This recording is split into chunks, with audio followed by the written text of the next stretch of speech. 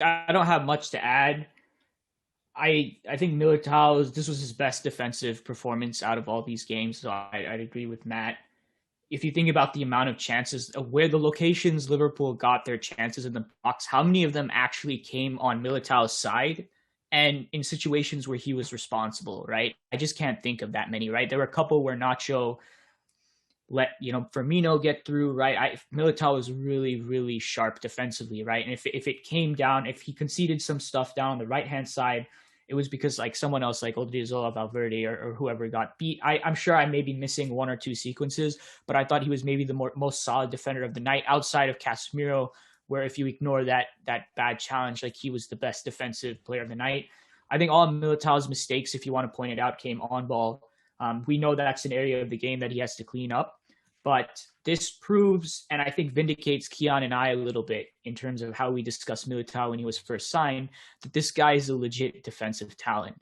And we know with some players, whether that's because Zidane doesn't like them or because of who they have ahead of them. And I think it's the latter for Militao, right? I mean, when Ramos and Varane are ahead of you, you're just not going to get that many chances. And then remember, Nacho came back and, as Matt was saying, played really well.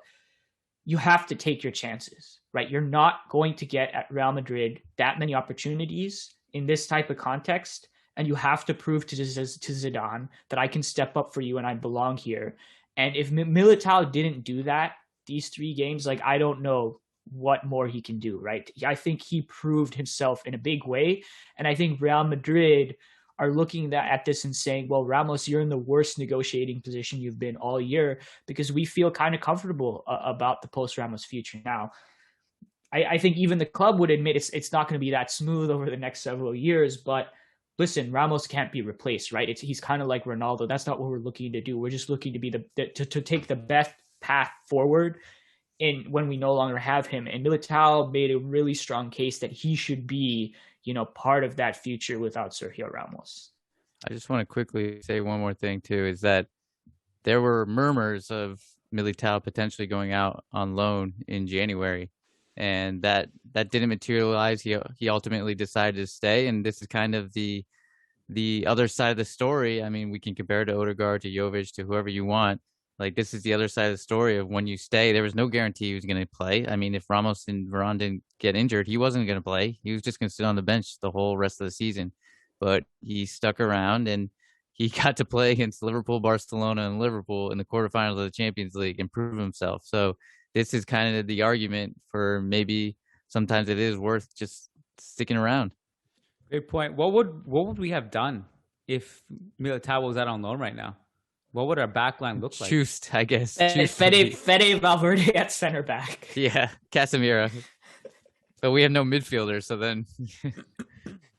Yeah, so Odriozola on midfield as a substitute. Trusted ahead of Isco. I can already hear like people like there's going to be like, I'm fast forwarding to like 2021 in like October of next season. Militao drops like a disaster class against somebody in La Liga. And then everyone's going to be like, remember when Kian, Matt, and Om on the podcast were overhyping Militao because of his performances against Liverpool? I can already hear that. But I just wanted to say, like, because when we're talking about post-Ramos era, we're talking about the post-greatest defender in club history era. So I'm not expecting Militao to be Ramos. That's got to be clear. But I'm expecting him to be a very serviceable and important player. That's kind of where we are, and I think that we need players like that. Obviously, and we need the depth. So, by the way, if Luis Enrique doesn't take Nacho to the Euros, like, I don't know what he's on. Like, to some of the defenders that are being picked over him, like whether it's Diego Llorente or Mario Hermoso, Inigo Martinez, I don't know, Unai Nunez, good defenders, but none of these guys are on Nacho's level.